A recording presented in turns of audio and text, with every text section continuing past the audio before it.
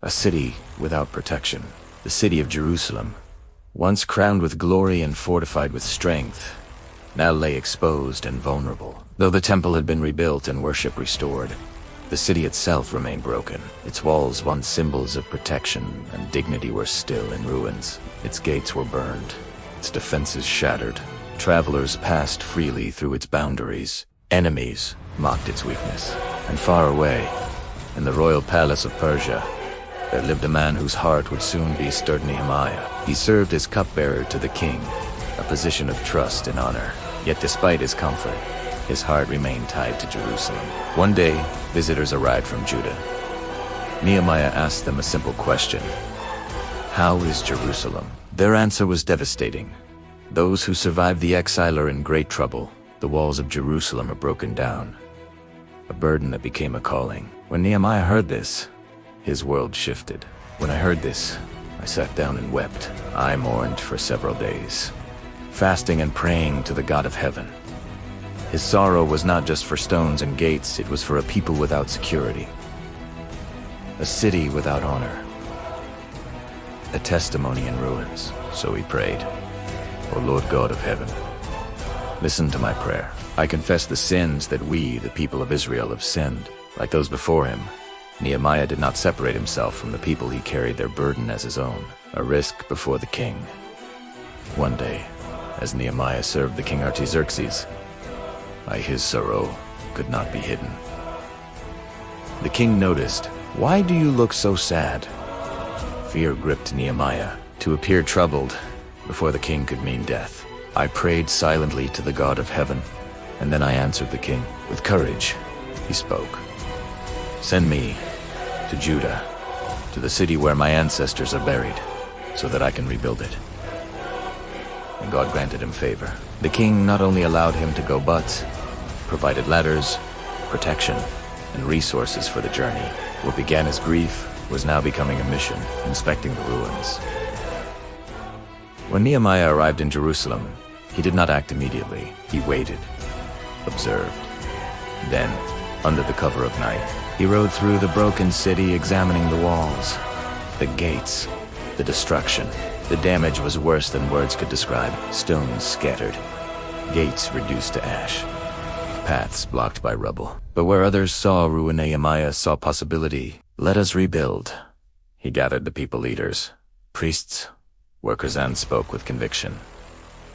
"You see the trouble we are in. Come, let us rebuild." Then he told them how God had been with him, how the king had supported him, how this was not just a project, but a calling. The response was immediate. They answered, "Let's start rebuilding." And they began this good work, building together. What followed was extraordinary. The rebuilding of the wall was not done by a single group. It was a unified effort. Priests built sections. Goldsmiths worked beside laborers. Families repaired the walls near their homes. Everyone had a part. Each family repaired the section of the wall nearest to their own house. Stone by stone, gate by gate, the wall began to rise. Opposition and threats, but as the work progressed, so did opposition. Enemies mocked them. What are these weak people doing? Do they think they can rebuild the wall? They laughed. But Nehemiah responded with prayer. "Hear us, O God." Turned their insults back on them, and the work continued. So we went on rebuilding the wall, for the people were eager to work. When mockery failed, threats followed. Enemies plotted attacks. Fear spread among the workers. But Nehemiah adapted, building with one hand, guarding with the other. The builders did not stop. Instead, they prepared. Those who were building the wall worked with one hand and held a weapon in the other. Every builder carried a sword. Even Nehemiah remained vigilant.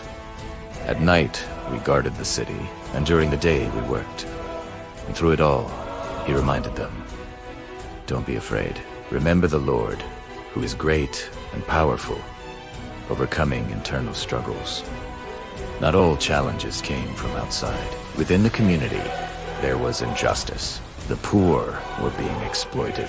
Nehemiah confronted this directly. "What you are doing is wrong." He called for fairness, compassion, and unity. Because a strong wall required a strong people. The wall completed, despite opposition, fear, and hardship. The work was finished in just 52 days. It was a miracle of unity, perseverance, and divine help, and the enemies recognized it. They realized that this work had been done with the help of our God. The city that once lay exposed now stood secure, its gates restored, its walls strong, its dignity renewed. The meaning of the wall. The wall was more than stone and mortar. It was protection. It was identity. But Nehemiah understood something deeper.